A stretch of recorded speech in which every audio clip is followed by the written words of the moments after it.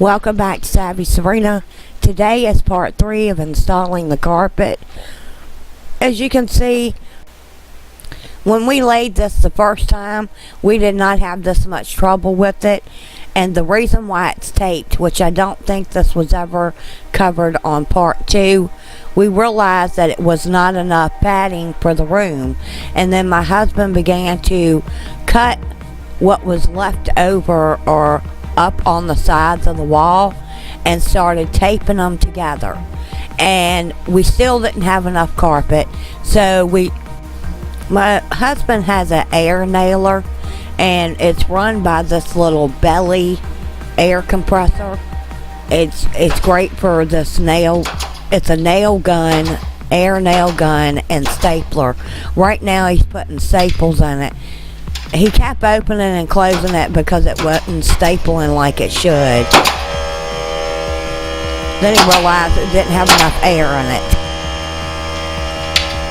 But he's going to staple the padding down just to keep it in place, because one of the problems that we had last time was that the padding was moving when we went to go lay the carpet.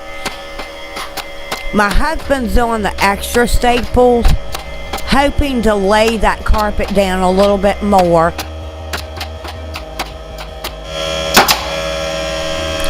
So this is the new carpet we ended up getting. That's the number from it.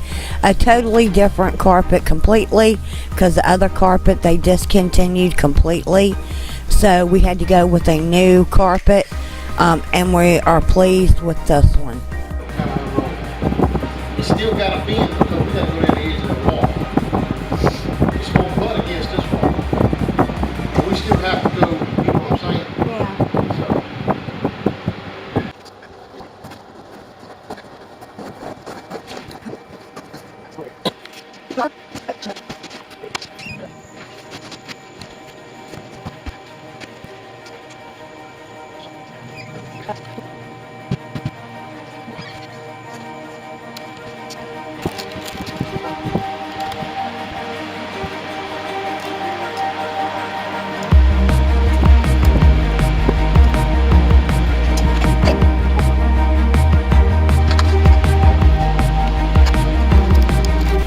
Now he is folding that carpet inwards to meet with the existing floor. Then once he's done that, he'll staple it, and later on we'll put something over the threshold.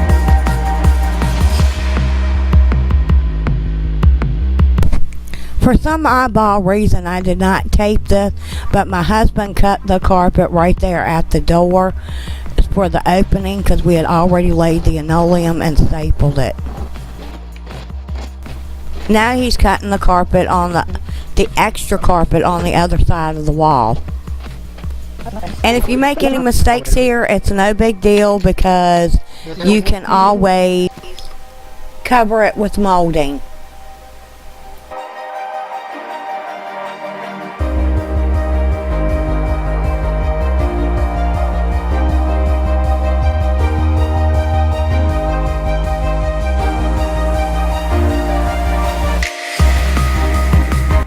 What my husband is doing here is taking a coffee table and scooting it across the floor and jumping the carpet to try to get the wrinkles in the center. It did work and pulled the carpet closer to that wall so he could staple it.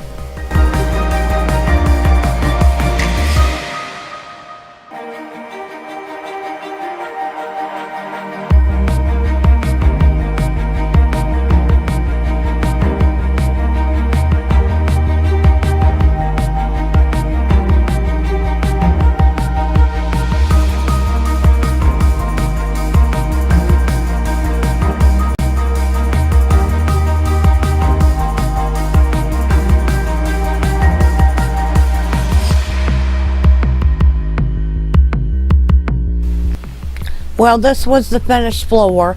We got most of the wrinkles and stuff out, and once we got furniture and stuff on it, those wrinkles and the carpet laid out a whole lot better.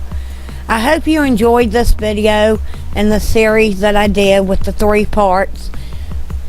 I'm so glad we finally got it in here. I'm tickled to death with the outcome of it. If you enjoyed this video, don't forget to give me a thumbs up before you leave. And don't forget to subscribe. Y'all come back now. You hear?